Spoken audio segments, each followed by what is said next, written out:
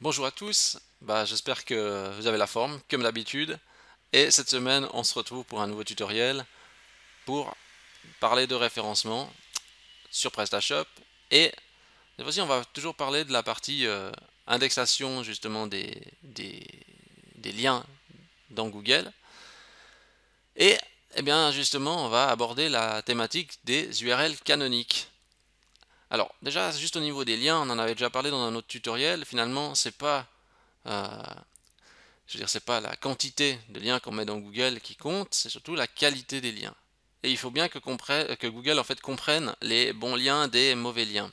Euh, le problème qui arrive fréquemment chez des marchands, c'est qu'ils ont des produits justement qui se ressemblent. Ça veut dire que c'est des produits des fois euh, des produits quasiment similaires, des fois à un terme près. Et donc du coup, ça fait deux produits différents, donc deux pages différentes. Il faut savoir aussi que certains marchands font pas forcément toujours des déclinaisons, parce que des fois pour des raisons esthétiques ou de présentation de produits, eh bien ils préfèrent faire deux produits différents. Donc là, tous les marchands font forcément des déclinaisons.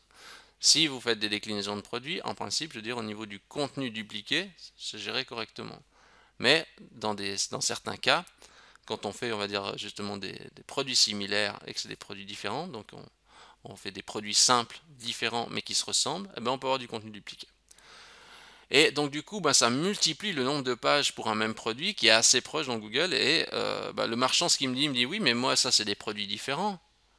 Je veux dire, oui, c'est des produits différents, mais Google va croire que c'est du contenu dupliqué parce que les fiches produits se ressemblent trop.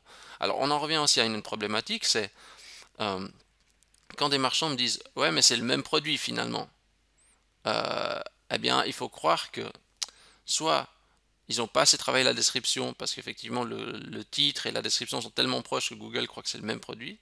Et donc Google n'aime pas ça, il va croire que le marchand duplique du contenu. Donc vous avez deux stratégies. En gros, c'est soit vous différenciez vraiment le contenu, euh, vous travaillez le texte pour que ça soit, on va dire, un peu plus différent, et aussi au niveau des images, etc., au niveau de la présentation.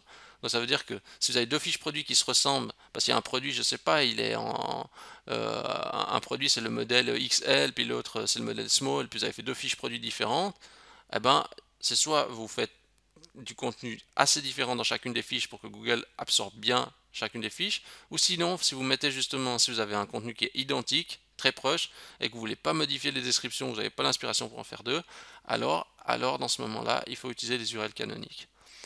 J'aurais peut-être être plus succinct dans mon explication, et j'espère que vous avez compris, et je vais essayer de donner plus de détails quand on met en pratique.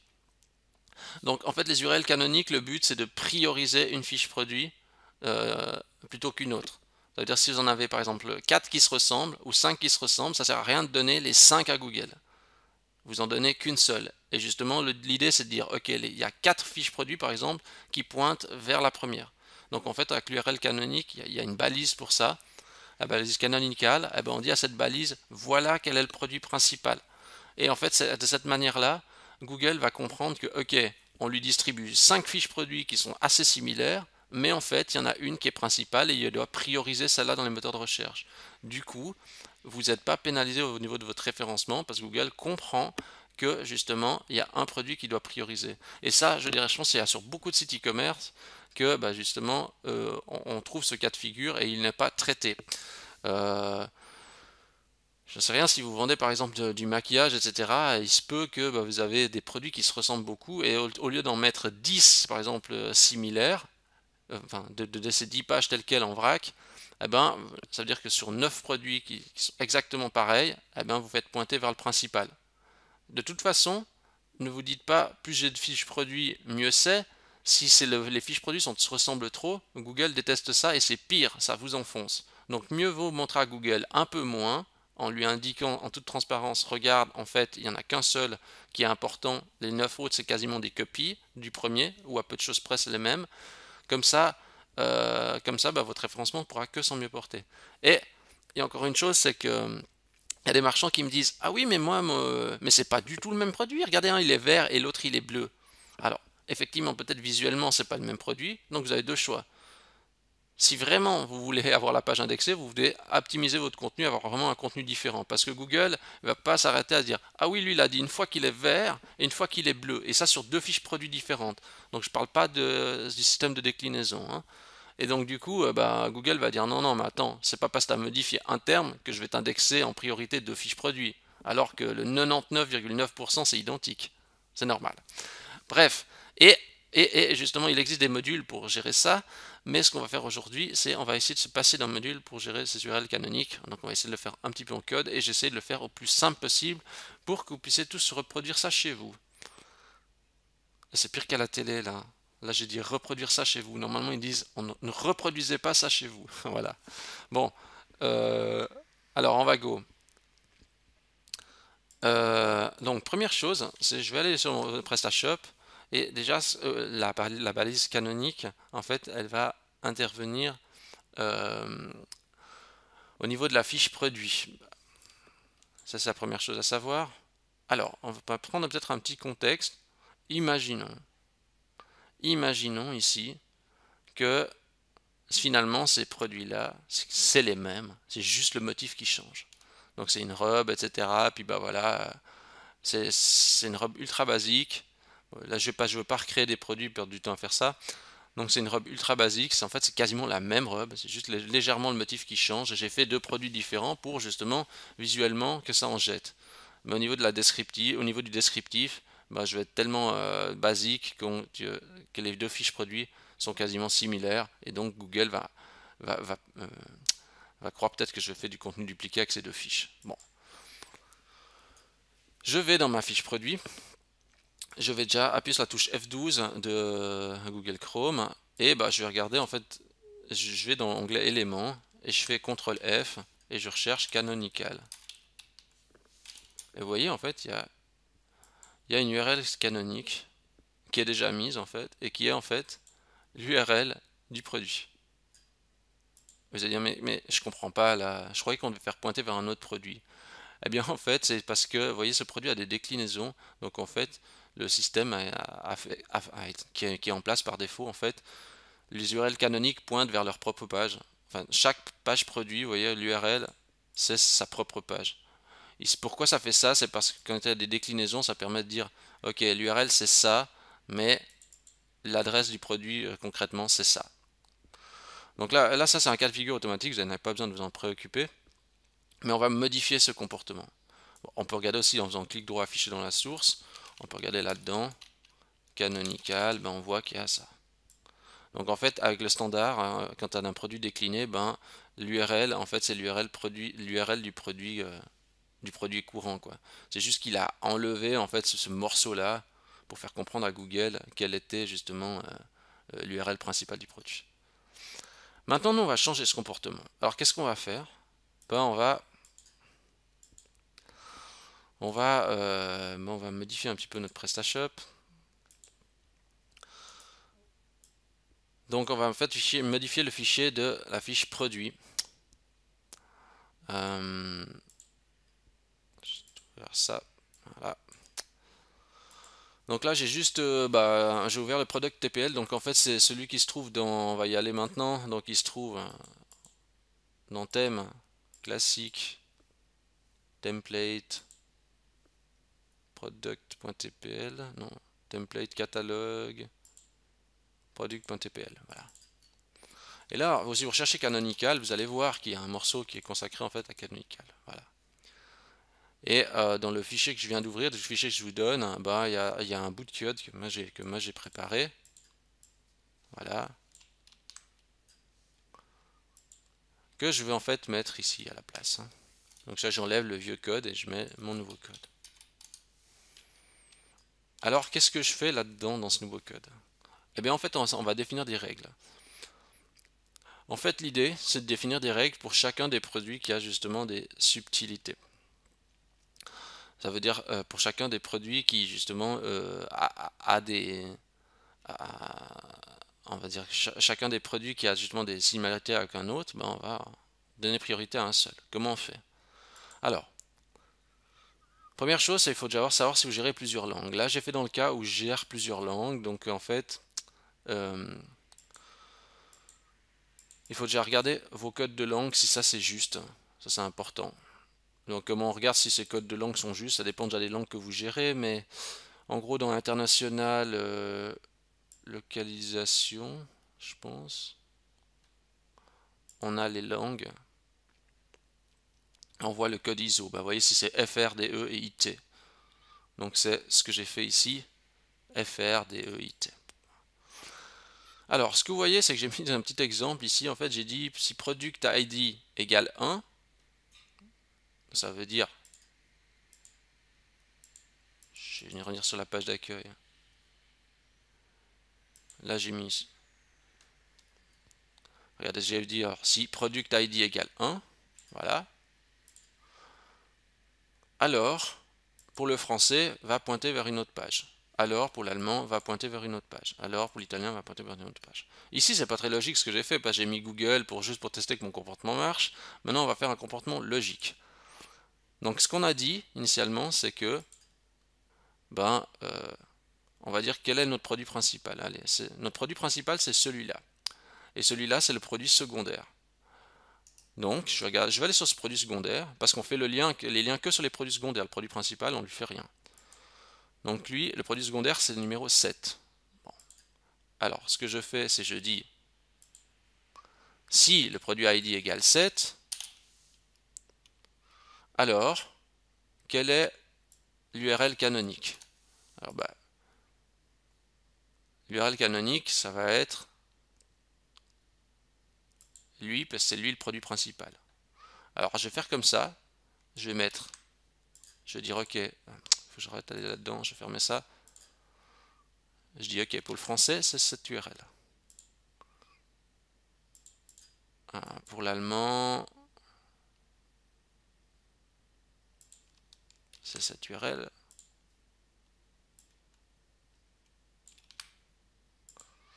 Et puis, pour l'italien, c'est cette URL.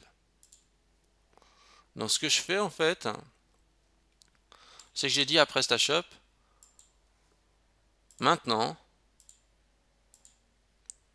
pour ce produit-là, lui c'est un clone et le vrai produit à prendre en considération c'est lui. Alors comment? On regarde si ça marche.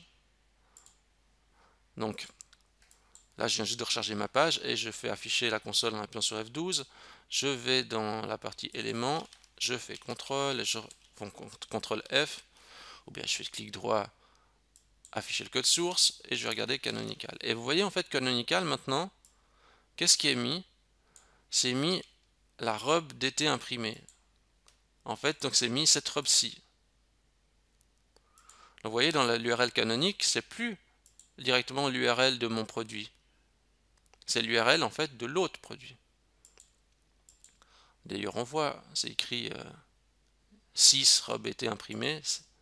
6 robes été imprimées. Donc c'est celui-là.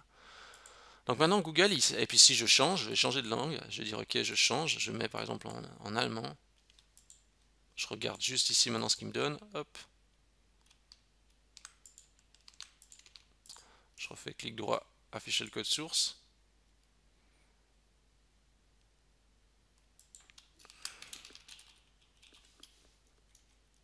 Vous voyez,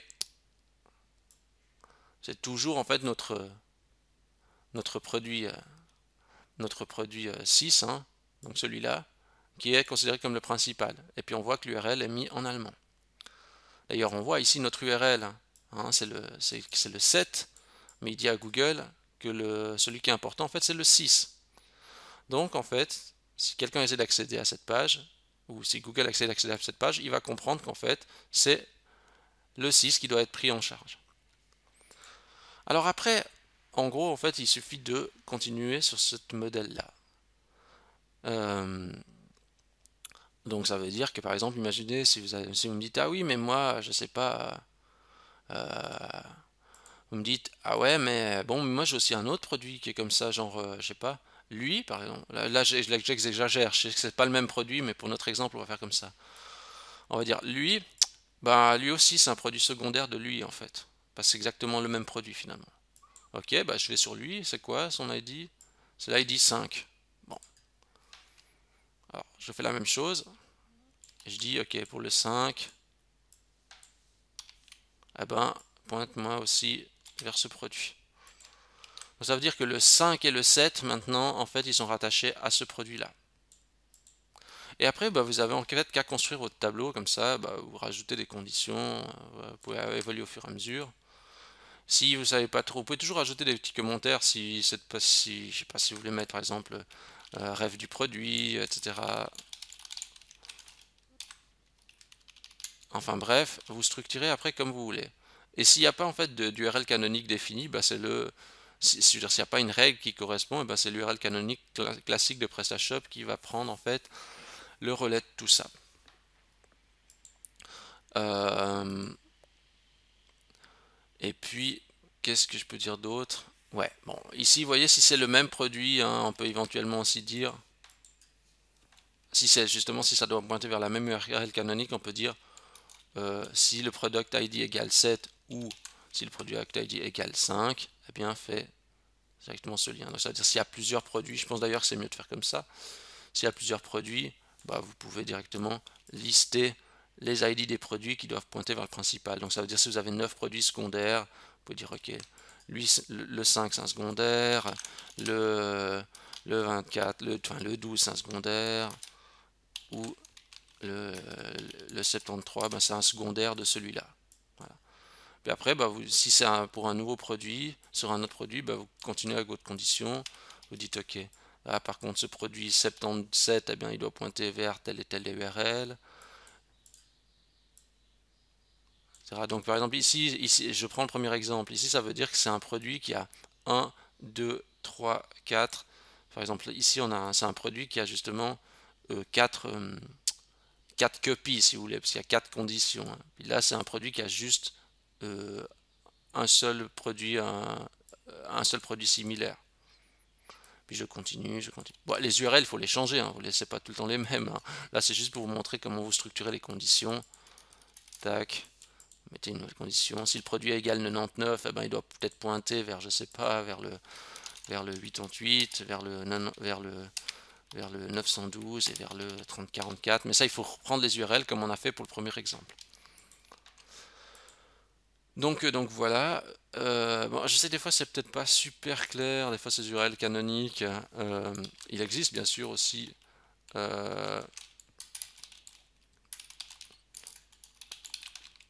PrestaShop. Je dis bien normalement souvent quand j'utilise les URL canoniques, je prends ce module-là, je crois. Ouais, je prends celui-là. Après, c'est juste ça vous évite d'acheter un module pour faire ça. Hein. Comme ça vous permet de faire ça gratuitement.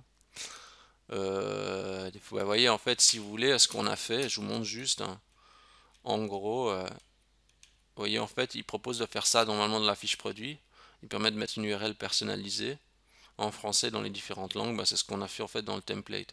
Sauf que là, pourquoi j'ai pas mis une option dans le back-office avec le menu, avec le champ et tout ça? Parce que bah, tout simplement, pour l'intégration, ça prend du temps et c'est beaucoup plus compliqué que de le faire directement par le biais du code. Voilà.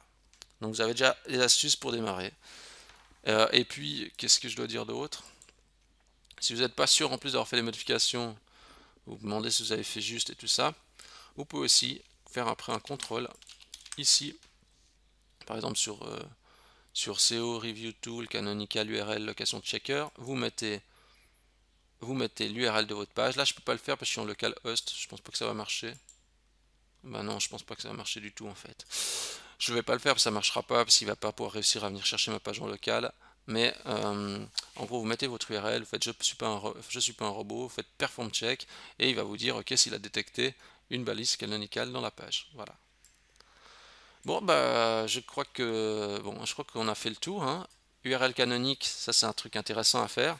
Parce que si vous avez beaucoup de produits qui se ressemblent, ça évite justement d'avoir un catalogue complètement inondé et de tout donner à Google. Comme ça, vous restreignez les pages que vous lui donnez. N'oubliez pas, le fait de donner moins de pages à Google n'est pas une mauvaise chose. C'est au contraire de ce qu'on pourrait croire, ça peut être très positif. Donc voilà, on a fait le tour. Bah, si vous avez aimé la vidéo, n'hésitez pas à liker la vidéo. Si vous avez envie de faire un commentaire, bah, laissez un petit message en dessous de la vidéo YouTube.